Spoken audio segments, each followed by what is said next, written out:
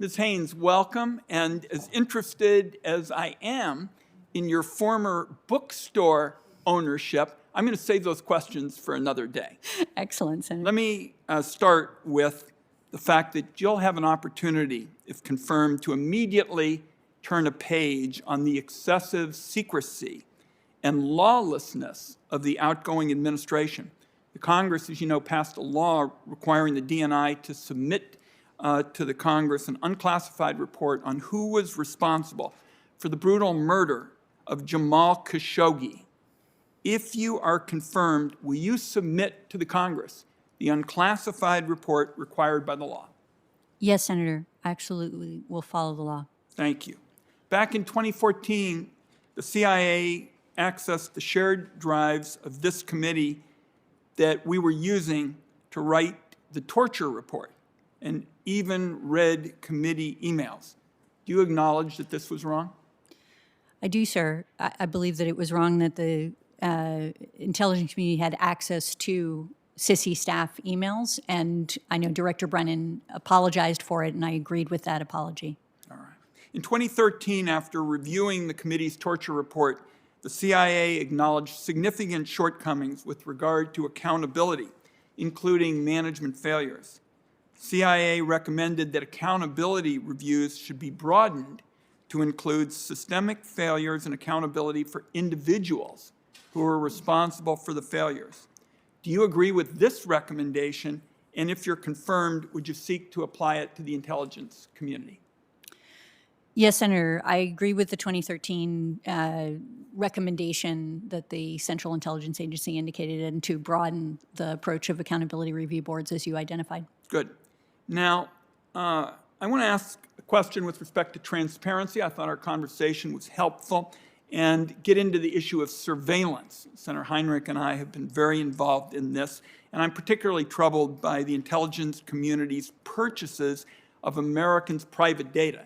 It's almost like, getting around the whole question of people's privacy rights. And so transparency is crucial. And my question here is, if you are confirmed, would you agree to inform Americans about any circumstances in which the intelligence community purchases their data and the legal basis for doing it? Thank you, Senator. I know I'm not up to date at this point, but would be if confirmed, obviously, on the degree to which we're purchasing commercially available information.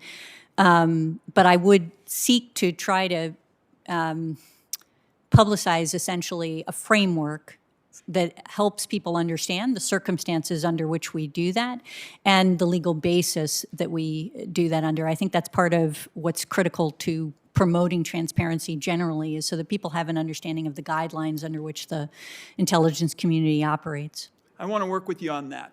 The abuses here take your breath away, and it really is a dodge on all the legal protections Americans have. So we're going to follow that up with you quickly if confirmed. Let's go now to the whistleblower issue, where you and I talked, I thought, constructively about what the challenge is. Now, when the intelligence community inspector general determines that a whistleblower complaint is an urgent concern, the law is clear. The DNI shall send that complaint to the Congress. The Trump administration violated this all the time, specifically by withholding the Ukraine whistleblower complaint. Do you agree, one, that the law is clear, and if confirmed, you would send those cases, those whistleblower cases, to the Congress? Thank you, Senator. I agree that the DNI must transmit credible whistleblower complaints on matters of urgent concern to the Congress, and I commit that I would do so. Good. Finally, we've had a hearing on this. The classification system is just broken. It is a broken mess, and it's gotten to the point where members of the community, I see, apparently spend so much time carrying it out. Some days they practically have to pack a lunch to just go from agency to agency getting kind of sign-offs. Senator Moran and I have introduced bipartisan legislation to authorize the DNI to finally fix this dysfunctional, mess. Do you agree that a serious problem exists and the DNI should fix it?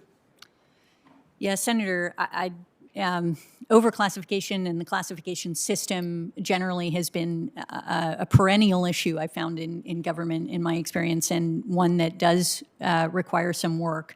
And I commit to you, if confirmed, that I would have an opportunity to try to come up with a plan and to engage with you further on these issues and to see whether or not technology, for example, might not help us in some aspects of this problem. But I recognize it's a broader issue than just technology. Thank you, Ms. Haines.